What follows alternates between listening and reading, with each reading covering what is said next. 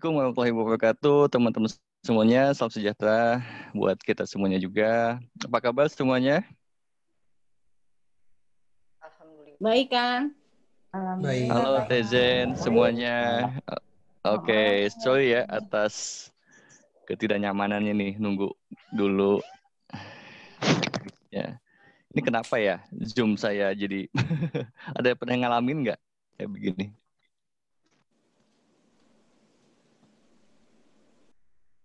Nge-freeze barusan, Kang. Nge-freeze juga. Barusan. Ya. Mungkin Oke. jaringan ya, Kak. Soalnya tadi Gitu ya.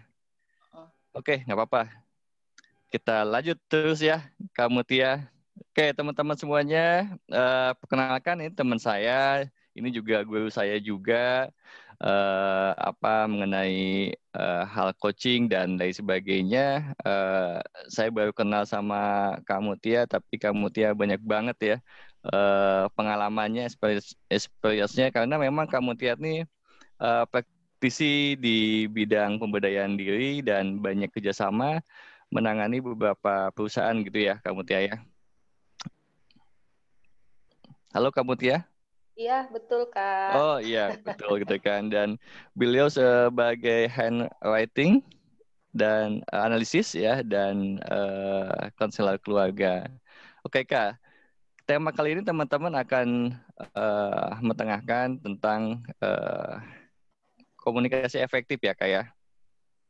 Oke. Oke, nah kenapa sih kita kemarin mendengarkan ini? Kemarin kan saya juga kasih clue ya di minggu yang lalu.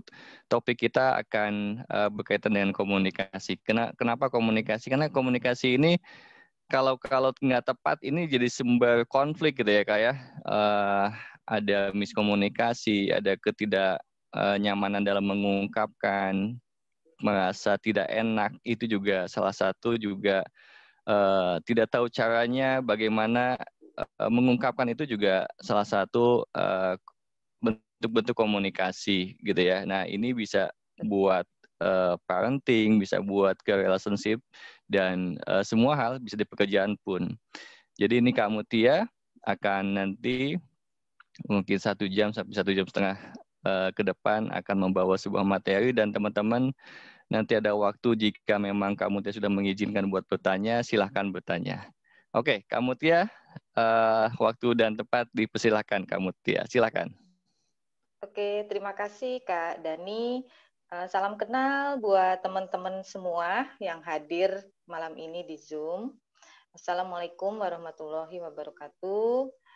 Salam sejahtera untuk kita semua. Semoga malam ini kita diberikan kebahagiaan dan kesehatan. Amin. Amin. Saya perkenalkan dulu, nama saya Mutia Dita. Saya ibu dari 2 anak. Anak saya sudah bekerja semua. Semuanya lulus dari Universitas Gadjah Mada. Dan saya punya 1 suami. Ya, alhamdulillah sehat. Nah, malam ini saya ingin sedikit share ya. Pasti teman-teman semua sudah paham ya tentang komunikasi, tetapi malam ini saya ulas ya untuk mendapatkan pencerahan aja. Ya, karena komunikasi itu adalah hal yang penting seperti yang Kak Dani tadi bilang ya. Karena sejak bayi pun kita sudah berkomunikasi ya. Nah, ketika bayi kita berkomunikasi dengan apa? Dengan menangis, ya. Pingin makan, kita nangis, ya. Kemudian kita nggak nyaman, bayi nggak nyaman, ngompol atau BAB pasti nangis, ya. Minta digendong juga nangis. Jadi komunikasi itu adalah sarana untuk menyampaikan sebuah maksud, ya. Kak Dani, bisa nggak ya saya share PowerPoint-nya? Oke, Ci, sorry, bisa dibikin co-host Kak Mutia? Iya, oke. Sudah, oke. Sudah ya. Silakan Terima Kak. kasih Kak.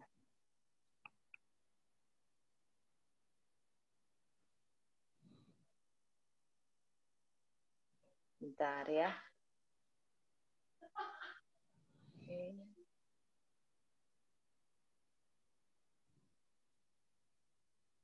Oke, ya malam ini kita akan berbicara tentang komunikasi yang efektif. Nah, komunikasi yang efektif ini dimulai dari kita memahami diri kita sendiri, ya sebelum kita memahami orang lain, ya. Okay. Jadi kalau terjadi ketidakharmonisan bukan salahnya orang lain, tetapi kita harus bukan juga menyalahkan diri kita sendiri ya, tetapi kita harus mengenal, ya, mereview, ya. Jadi tidak ada yang salah, tidak ada yang benar. Tetapi teman-teman mungkin kalau komunikasinya tidak tersampaikan dengan semestinya, berarti ada sesuatu yang kurang tepat, ya. Saya bilang kurang tepat. Karena kalau kita melihat sebuah komunikasi itu bagaimana sih? Nah, sebuah komunikasi itu adalah misalnya saya berbicara dengan Kak Dani, ya, karena komunikasi itu sebetulnya menyampaikan pesan, ya, menyampaikan pesan kepada seseorang atau banyak orang untuk apa? Untuk mempengaruhi cara dia berpikir, cara dia berperasaan, ya, sehingga orang yang kita ajak bicara kemudian melakukan tindakan sesuai dengan apa yang kita inginkan. Ya, itu intinya komunikasi yang ideal. Ya, ketika kita bicara itu harus bisa ada maksudnya kan. Kita bicara pasti ada maksudnya, ya, untuk mempengaruhi awalnya pikiran dan perasaannya. Semoga dengan tujuan si pendengar yang kita ajak bicara mau melakukan apa yang kita maksud. Nah, makanya di sini ada yang sender, ya, kemudian message-nya adalah what you say, ya, kemudian yang menerima adalah what I hear, ya. Nah, bagaimana sih, ya, kita bisa mempengaruhi orang supaya bisa mengikuti kita, ya, jangan asal bicara aja, tetapi kita juga harus tahu ilmunya, ya.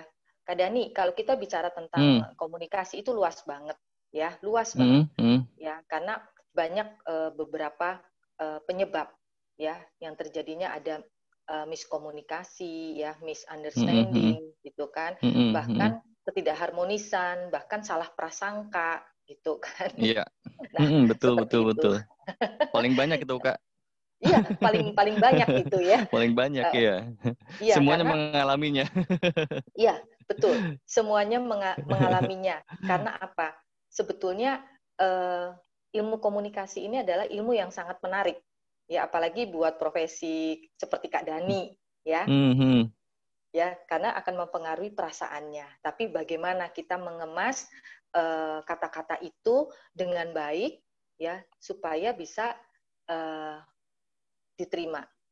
Nah, kemudian itu kalau komunikasi itu kan zaman sekarang itu kebanyakan lewat apa sih? Lewat sosial media, ya. Kemudian lewat apa, chatting. Nah, ketika lewat sosial media, lewat chatting itu kan sebetulnya kurang efektif, ya.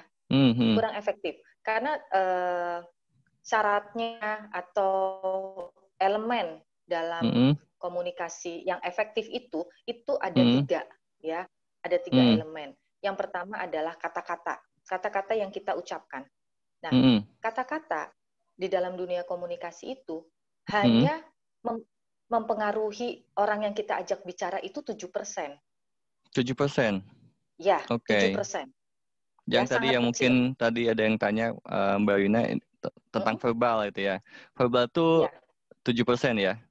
Ya, 7%. Ya, verbal itu 7%.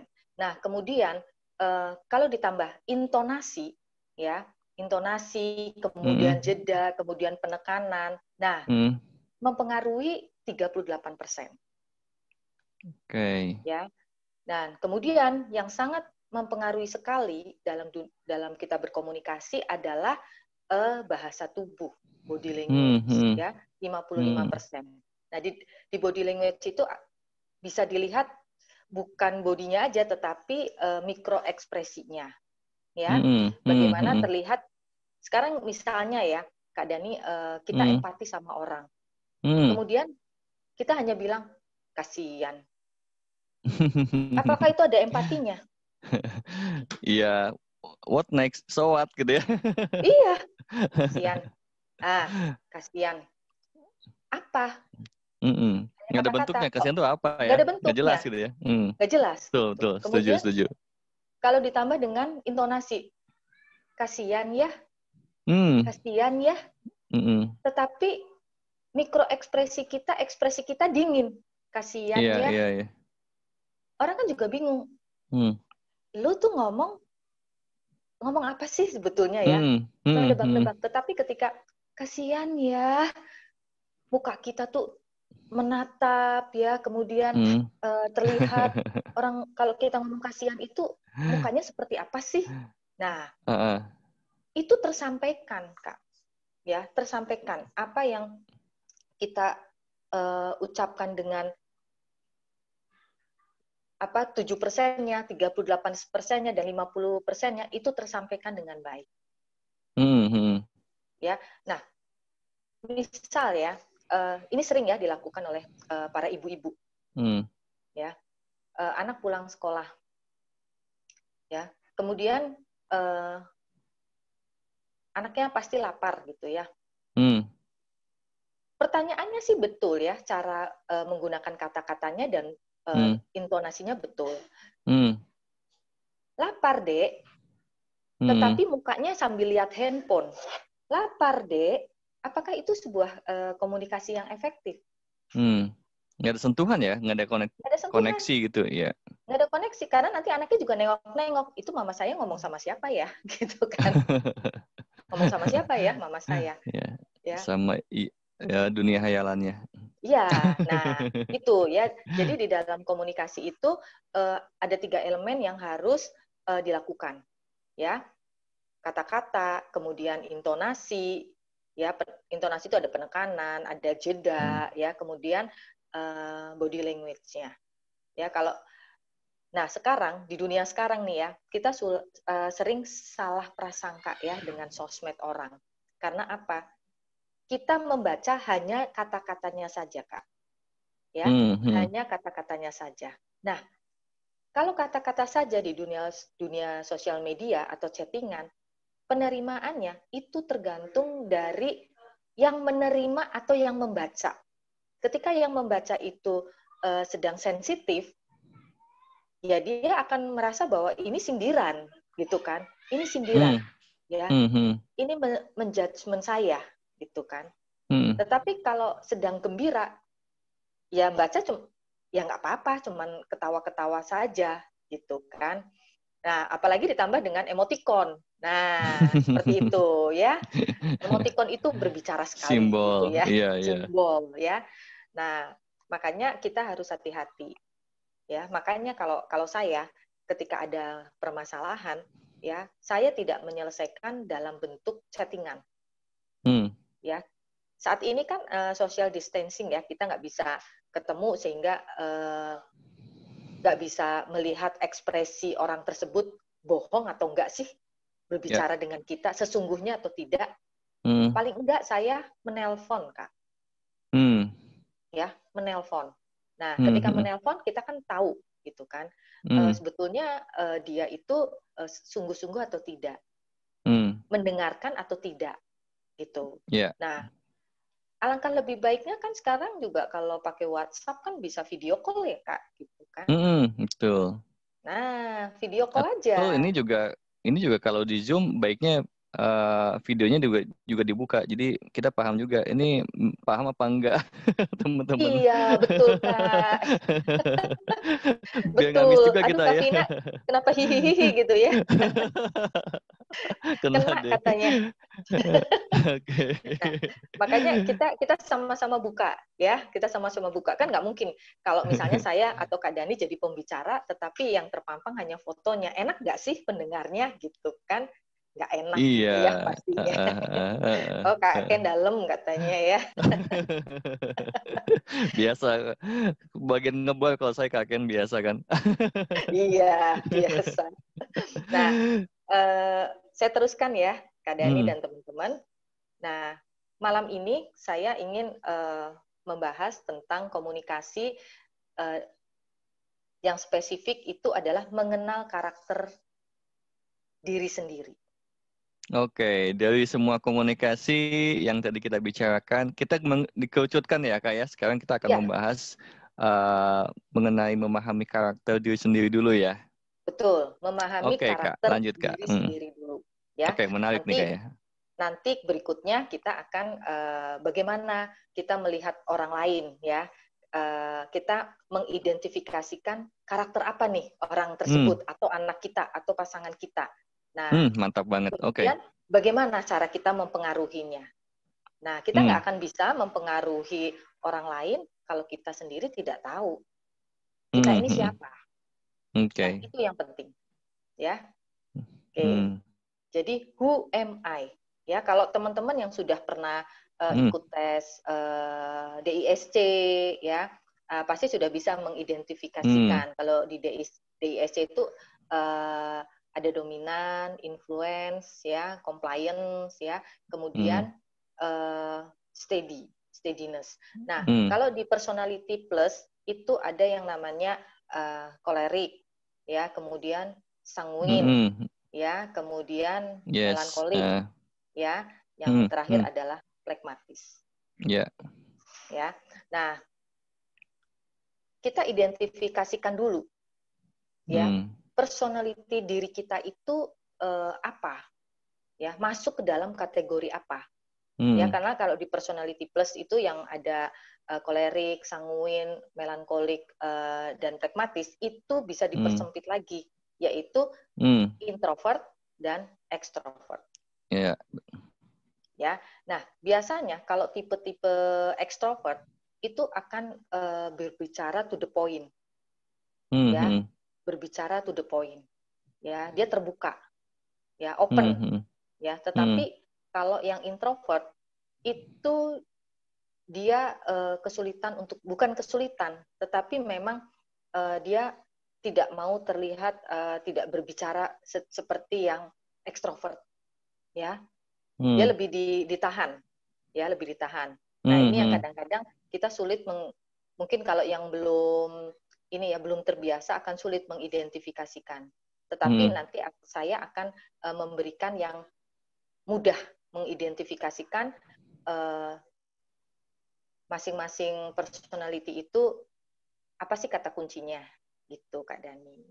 Oke, ini mengarahnya ke DISC atau kemana nih Kak? Saya lebih ke personality plus, tetapi saya tidak memakai kolerik ya, tetapi saya memakai si kuat, ya, kemudian si superstar, ya, kemudian si perfeksionis, ya, dan si harmoni, ya. Oke. Sip Kak. Lanjut Kak. Sip ya. Oke. Nah, kita akan berbicara tentang si kuat, ya. Si kuat itu kalau di dunia nyata itu like a boss, ya. Like a boss, oke. Ya, like a boss, ya. Jadi dia tipe pemimpin, ya, tipe pemimpin. Memang orangnya itu tegas, ya, tegas, visionary, ya. Jadi dia punya visi yang bagus, ya, punya visi yang bagus. Kemudian juga kemauannya keras, ya, kemauannya keras. Tetapi orang-orang yang masuk ke dalam si kuat ini biasanya itu tipe yang dominan, ya. Dominan itu dia nggak mau diduluin oleh orang lain. Jadi dia harus menjadi nomor satu. Oke. Ya, selalu menjadi nomor satu. Dan biasanya adalah tipe-tipe yang kalau itu sudah dimiliki sama dia, nggak boleh dimiliki oleh orang lain. Ya, tipe-tipe yang ini punya gue gitu kan, posesif lah ya, orang-orang posesif. Nah, kemudian juga sulit memaafkan. Ya, si kuat ini orang yang sulit memaafkan. Ya, kemudian senang berkompetisi. Ya, senang berkompetisi. Jadi orang nggak ngajak kompetisi, tapi dia merasanya adalah kompetisi. Ya, karena selalu ingin nomor satu. Ya, karena dia tipe orang yang pride-nya tinggi, ya, ingin dihormati, ya. Nah, kemudian juga dia tipe orang yang dingin, orang yang dingin. Nah, kalau bicara itu praktis, ya, praktis, tetapi nadanya agak tinggi, ya, nadanya agak tinggi. Terus kadang-kadang bercandanya itu kasar, ya, tipe-tipe sarkastik. Wow. Ya, tipe-tipe sarkastik. Bahkan si Kuat ini kadang-kadang itu kalau bercanda itu garing, Kak. Oke, teman-teman yang bercandanya garing berarti si Kuat.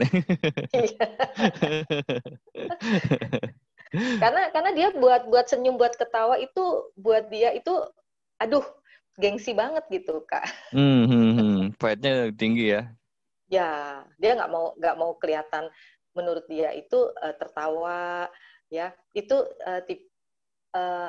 merendahkan diri.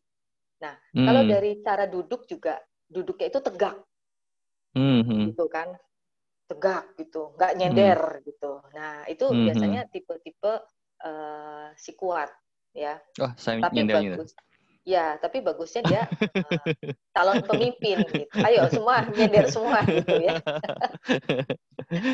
Oke, atau semua tegak. Semuanya tegak ya di sini ya. Ini terlepas tenang benar dan salah kayak ini bukan sesuatu yang ini jelek apa enggak sih. Ini hanya teman-teman untuk aware aja kita punya di karakter yang mana gitu kayak. Ya, betul. Semua tenang aja, semua karakter itu ada positifnya, ada negatifnya. Ya, kita mengambil yang mana gitu ya. Ya, kita masuk yang mananya. mana. Ya, itu untuk mengidentifikasi diri kita sendiri. Bukan berarti, oh, saya kelemahannya itu ya. Aduh, saya ganti deh, gitu kan. Nggak bisa. Karena karakter ini adalah salah satu keunikan yang diberikan juga oleh Sang Pencipta. Ya, ya. Ya, dan kemudian satu lagi, Kak, karena pola asuh. Ya, betul. Ya, Mbak Diana memang ada kombinasi karakter. Nanti kita akan berbicara mungkin next ya. Kalau kita sudah mengenal ya diri kita, kemudian diri orang lain, terus bagaimana mengkombinasikan. Ya, nah kombinasi itu biasanya juga terjadi karena pola asuh, ya, karena pekerjaan. Nah itu saya Kak Dani, saya itu tipe si, kalau di sini nanti ada namanya tipe si superstar. Jadi biasanya nggak ada lo nggak rame gitu kan. Nah, di sini itu ada tipe si manja nggak? Si manja. Oh, tipe si manja itu. Si manja ada nggak? Oh, tipe si manja itu di tempat lain. Ya. Tempat lain, oke. Mas Ardi bisa berubah-ubah. Tidak berubah-ubah, tetapi nanti ada karakter pendamping. Ya, karakter pendamping. Tetapi aslinya tetap ada. Jadi kalau saya biasanya melakukan tes DISC, itu nanti kita akan mendapat ini apa tuh? Ini cuma gambaran aja ya, gambaran aja. Jadi ketika melakukan tes DISC itu biasanya kita akan mendapatkan sebuah diagram ya, grafik. Nah, grafik itu siapa yang tanya? Ya, nanti dijawab ya. Saya ini jawab dulu. Nanti. Bereskan dulu. Santai-santai teman-teman. Ya, jadi DISC itu nanti ketemu dengan 3 grafik. Grafik pertama adalah namanya topeng. Ya, topeng itu biasanya digunakan pada saat apa? Gitu kan. Kemudian juga ada yang terlihat ketika dia dalam tekanan. Ya, tekanan itu ya bisa tekanan kerja atau bisa tekanan batin mungkin ya. Nah, itu akan ketahuan. Itu biasanya berbeda grafiknya. Ya, kemudian ada yang memang diri sendiri. Jadi ada 3 grafik. Jadi kita nanti akan mengkombinasikan. Ya, kita akan tahu berarti orang ini kalau lagi baru ketemu orang pakainya topeng. Nah, topengnya seperti ini kita jangan percaya gitu. Kita akan percaya kalau dia dalam tekanan gitu kan. Keluar aslinya ya. Ya, keluar aslinya gitu ya. Jadi teman-teman juga jangan percaya ketika baru ketemu orang. Ya, ketemu orang kemudian penilaian. Nanti dinilainya ketika orang tersebut marah. Nah, baru ketahuan siapa sih dia gitu kan. Karena dia lupa dengan maskingnya. Oke. Saya lanjutkan. Yang berikutnya adalah superstar. Ya, si superstar ini adalah orang yang hangat, ya, bersahabat, punya banyak teman. Kalau yang tadi si kuat itu nggak punya banyak teman, ya, nggak punya banyak teman. Ya, tetapi kalau si superstar ini banyak teman, bahkan dia banyak dicari, ya. Bahkan kalau reunian pun, misalnya si superstar ini nggak hadir, lebih baik reuniannya diundur, gitu kan. Nunggu dia. Wow. Gitu. Berarti banyak reunian diundur gara-gara kamu Tia nggak bisa ya? Nah, seperti itu. Jadi memang dia ininya apa tuh lebih ke orang lain ya, lebih ke berteman. Sedangkan kalau si kuat itu lebih ke diri sendiri sebetulnya. Nah, dia lebih ke orang lain. Nah, kemudian juga dia tipe orang yang empatinya tinggi, ya, empatinya tinggi. Nah, kemudian responsif. Responsif itu adalah emosinya itu mudah tergugah. Ya, mudah tergugah. Kalau lagi teman sedih, ya ikut sedih, gitu kan. Kalau ketika rame, seneng, lihat teman seneng, ya dia nggak bohong, ekspresinya ikut seneng, gitu.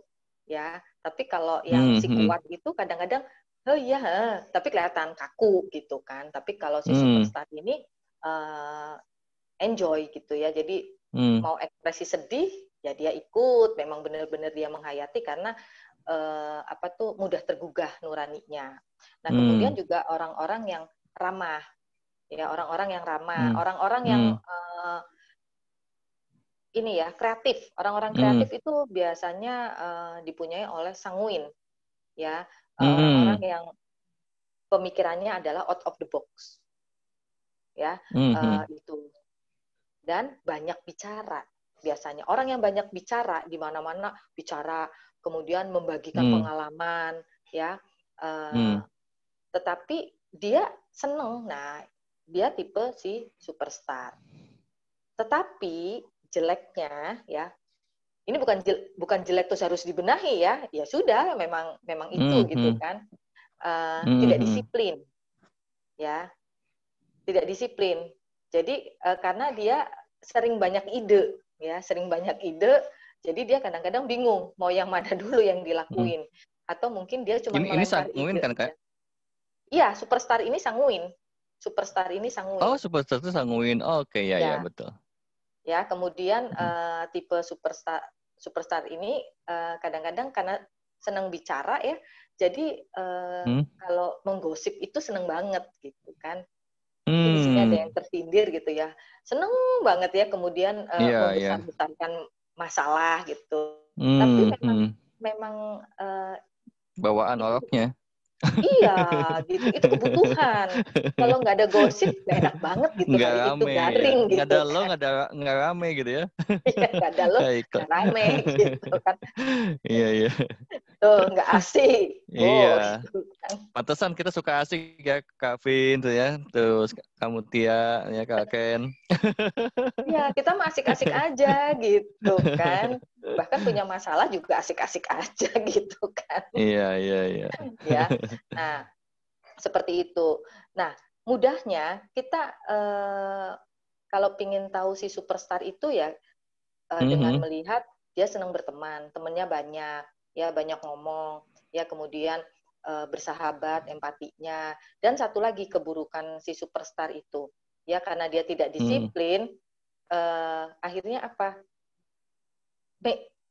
Meja kerjanya itu berantakan. Ya, berantakan. Bukan berarti berantakan itu dia nggak dapat ide. Justru dengan berantakan itu dia dapat ide, ya. kemudian Hmm. dia juga bisa melakukan sesuatu dan ingat yang dia cari itu ada di urutan keberapa atau di sebelah mana gitu. Tetapi kalau diberesin Iya, mejanya, betul. idenya hilang semua. Gue mau ngapain Iya. ya? Gitu. Ket- ketemu dengan ini apa? Ketemu dengan si kuat, si superstar ini stres ya. Oh, stres banget itu kan. Itu stres Ini banget kemana? gitu Kenapa kan. diberesin gitu ya? Karena kan si kuat Iya, pengennya beres. iya. Nah, seperti itu Iya, ya. iya, iya. Jadi Hmm. superstar itu senangnya happy-happy. Tapi bukan happy-happy itu dia tidak produktif. Justru ada superstar ini biasanya ide-idenya cemerlang, ya. Hmm. Nah, Hmm. biasanya di dalam sebuah organisasi si Hmm. superstar ini diperlukan, ya, karena Hmm. si superstar itu kepalanya kok dia punya Hmm. banyak